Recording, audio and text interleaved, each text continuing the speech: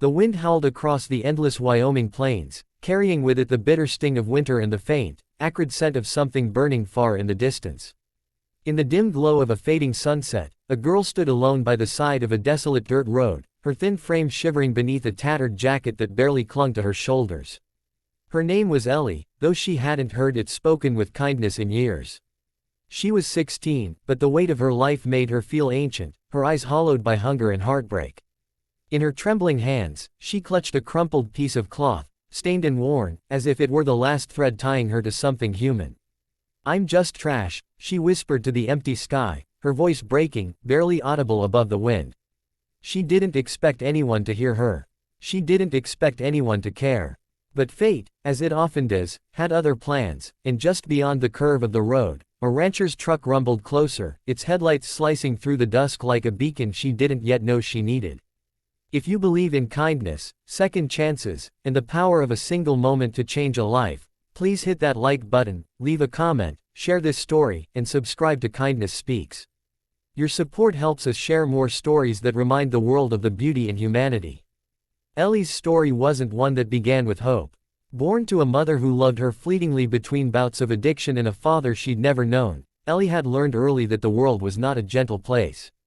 By the time she was 10, she'd been shuffled through foster homes, each one colder than the last, each one teaching her that she was a burden, a problem, a thing to be tolerated rather than cherished.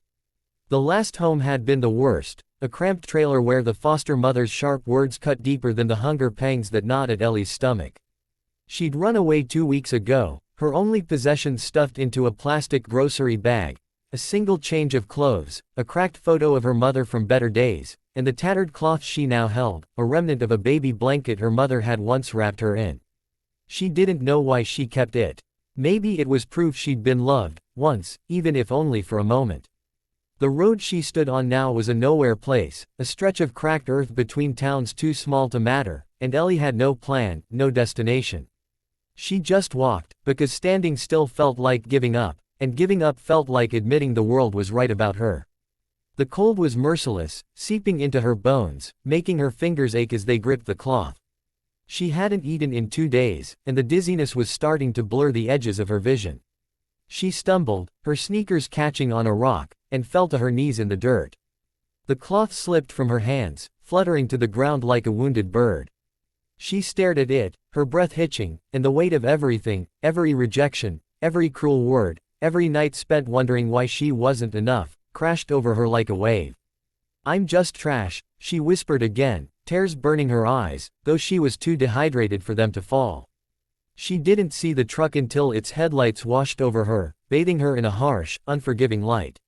She froze, her heart pounding, expecting danger. People didn't stop for girls like her. Not unless they wanted something. The rancher, a man named Caleb, was not a young man anymore, though his broad shoulders and calloused hands spoke of a life built on hard work and stubborn resilience. His face was weathered, lined with years of sun and sorrow, but his eyes held a quiet kindness that hadn't been extinguished by loss. He'd been driving home from town, his truck loaded with supplies for the ranch. He ran alone since his wife passed 3 years prior. The sight of Ellie, small and crumpled by the roadside, hit him like a punch to the chest. He slowed the truck, his instinct screaming that something was wrong, that this wasn't just a hitchhiker or a runaway looking for trouble. He pulled over, gravel crunching under his tires, and stepped out into the biting wind. "Hey," he called softly, keeping his distance, his voice steady but gentle.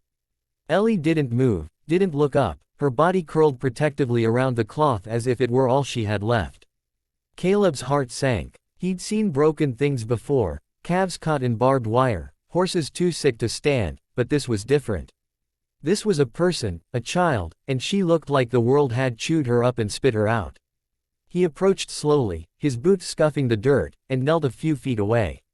"You okay?" he asked, knowing the answer but needing to say something. Ellie's head lifted slightly, her eyes meeting his for a fleeting moment before darting away. They were eyes that had seen too much, eyes that didn't trust. She didn't speak, just clutched the cloth tighter. Caleb noticed it then, the way her fingers dug into the fabric, the way it seemed to anchor her. "That's a nice piece of cloth," he said, his voice low, trying to find a way in. "Looks like it means something to you." Ellie's lips trembled, but she didn't respond. Caleb hesitated, then reached into his truck and pulled out a blanket from the passenger seat, one his wife had knitted years ago.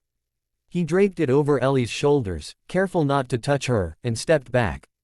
"It's cold out here," he said. "You don't have to talk, but you can't stay out here all night. I've got a ranch a few miles up. Warm food, a place to rest. No strings." Ellie's mind raced. She'd heard promises before, slick words that hid sharp edges. But there was something about this man, something in the way he didn't push, didn't demand. The blanket was warm, heavier than anything she'd felt in weeks, and it smelled faintly of wood smoke and hay. She wanted to believe him, but trust was a luxury she couldn't afford. Still, the cold was winning, and her body was too tired to fight it.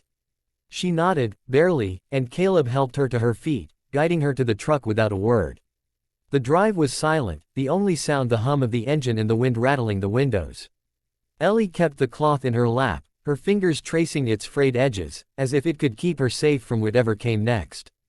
The ranch was a modest sprawl of barns and fields, the kind of place that felt alive with the ghosts of hard work and better days. The house was old but sturdy, its wooden porch creaking under Caleb's boots as he led Ellie inside. The warmth hit her like a wave, and the smell of coffee and fresh bread made her stomach twist with hunger. Caleb didn't ask questions, didn't pry.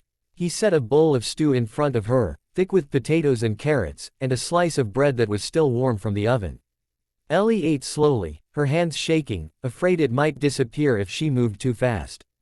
Caleb sat across from her, sipping coffee, his eyes on the window rather than her, giving her space to exist without scrutiny. When she finished, he spoke. "You can stay here tonight," he said. "There's a spare room. Clean sheets. Nobody'll bother you." Ellie nodded again, her throat too tight to speak. She didn't know why this stranger was being kind, but she was too exhausted to question it. The days that followed were a blur of small moments, each one chipping away at the walls Ellie had built around herself. Caleb didn't push her to talk, but he gave her tasks, simple things, like feeding the chickens or stacking firewood. The work was hard, but it felt good, like she was earning her place instead of being a burden. The ranch was a world unto itself, alive with the rhythm of animals and seasons, and Ellie found herself drawn to it, to the way the horses snorted softly when she approached, to the way the sunrise painted the fields gold. But the cloth never left her side.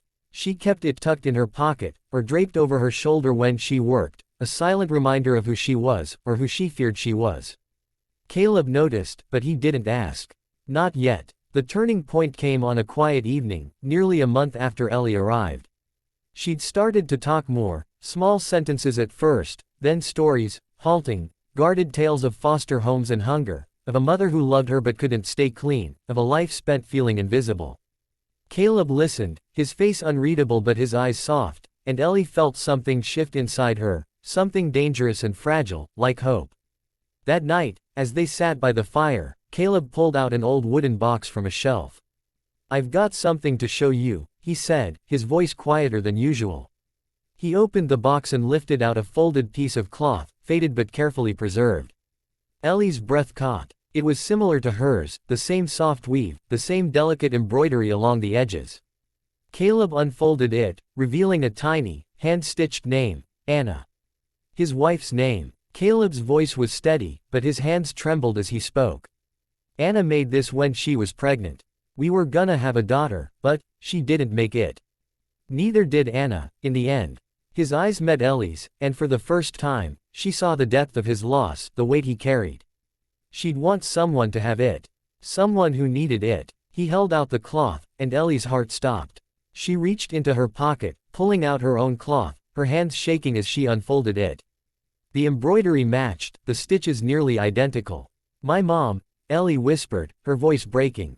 "She said someone gave this to her, for me." Caleb's eyes widened, and he reached for Ellie's cloth, his fingers brushing the fabric as if it were sacred. He pulled back the cloth, revealing the faint outline of a name stitched in the corner, barely legible after years of wear, Anna. Caleb collapsed into his chair, his breath ragged, tears streaming down his face. Ellie froze, her mind reeling. It couldn't be. But the truth was there, in the matching stitches, in the way the world seemed to hold its breath. Anna had been her mother's friend, the one who'd given her the blanket when Ellie was born, the one who'd promised to help before her own life unraveled. Caleb hadn't known, how could he? But now, sitting across from Ellie, he saw it, the shape of Anna's eyes, the curve of her smile, in the girl he'd found on the side of the road.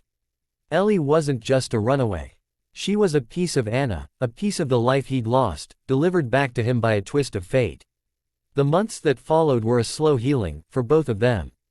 Caleb became the father Ellie had never had, teaching her to ride horses, to mend fences, to believe she was worth something. Ellie, in turn, brought life back to the ranch, her laughter filling the spaces that had been silent too long. The cloth, both pieces, hung framed above the fireplace, a testament to the family they'd found in each other. Ellie still had days when the old voices crept in, whispering that she was trash, but Caleb was there, steady and sure, reminding her that she was more than her past, more than her pain. She was home. As the screen fades to black, let this story linger in your heart.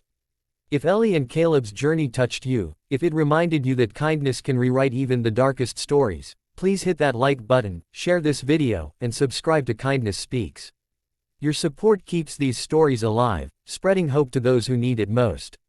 And before we go, a special request. In the comments below, share a moment when kindness changed your life or someone else's. Let's fill this space with stories of second chances and the beauty of human connection. Thank you for watching, and may you always find light in the darkest of places.